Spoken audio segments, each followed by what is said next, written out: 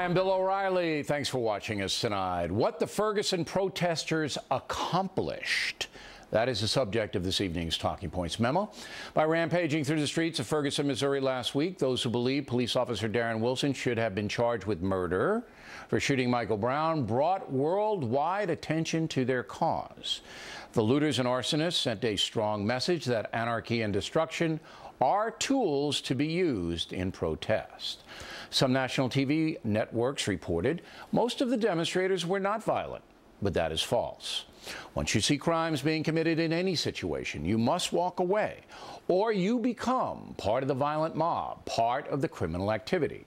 The protesters who did not loot or burn or assault the police, but who remained in the fray, are guilty of aiding and abetting those who did by providing them cover and support.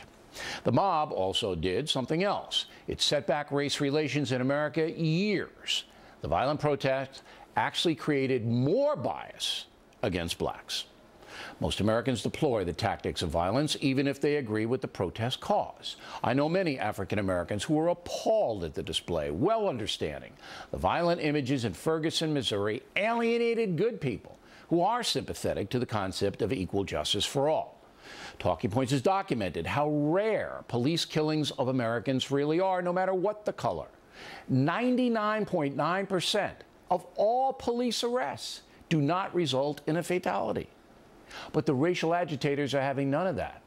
Writing in the New York Times yesterday, Georgetown University professor and MSNBC analyst Michael Eric Dyson says, quote, "As for the plague of white cops who kill unarmed black youth, the facts of which are tediously and sickeningly repetitive and impose a psychological tariff on black minds, the president was vague, halting, and sincerely non-committal."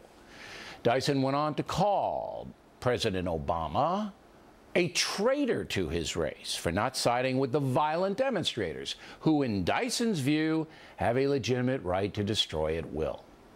So let's take a good look at this plague of white cops acting violently against blacks, as Dyson puts it.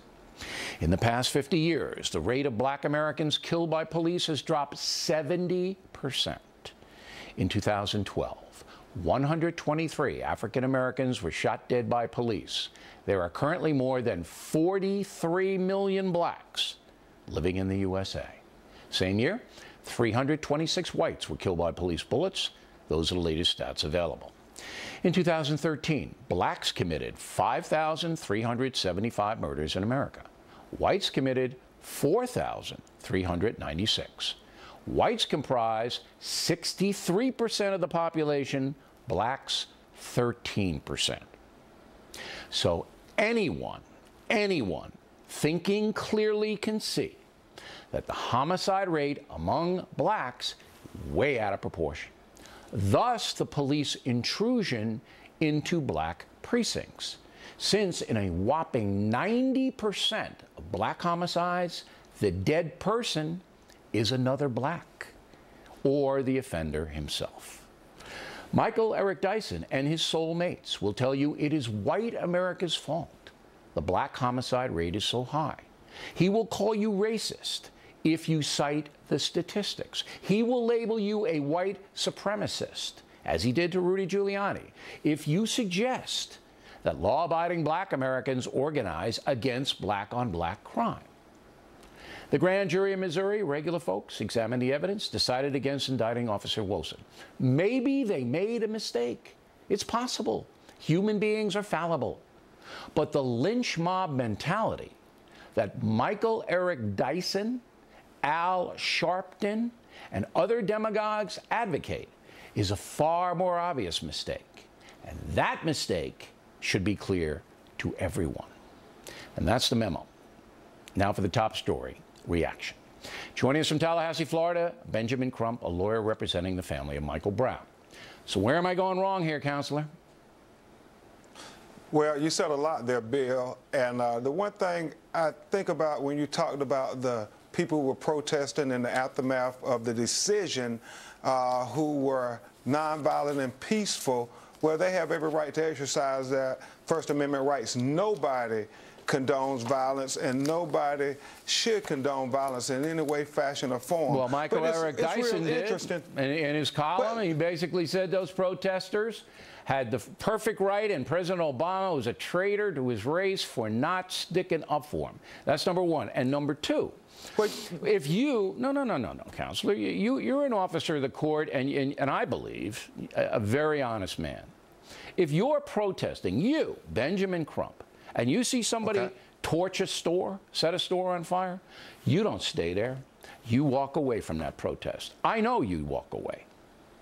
Well, and I'll say this, Mr. O'Reilly, I think everybody has a responsibility to try to uphold the law and tell the police to uphold the law, as well as people who are protesting. You can't break the law and think that's right. Just like in the Bundy case in Nevada, a lot of people said him breaking the law, they called him a hero, and then they were wrong. They don't. But you yourself would not have stayed. He owed the government $1 million.